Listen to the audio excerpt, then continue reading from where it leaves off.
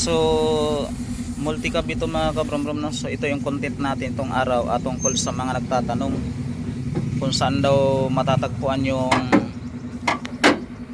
fuel filter ng diesel na multi-cab. Ayan, so ang makina na to mga kabrom-brom, tinatawag ito na A08A engine diesel mga kabrom-brom. So yung tanong ninyo, sasagutin natin ngayon kung saan matatagpuan yung kanyang fuel filter. So ito yung mga kabrom-brom,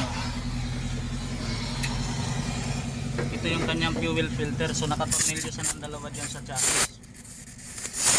Ayan yung bracket yan. Ito yung tangke at ito naman yung transmission. Ayan, so sana nakatulong ito sa inyo, sa mga nagtatanong kung saan matatagpuan yung kanyang fuel filter. Ayan, so paki-subscribe yung ating YouTube channel. Ayan, so salamat.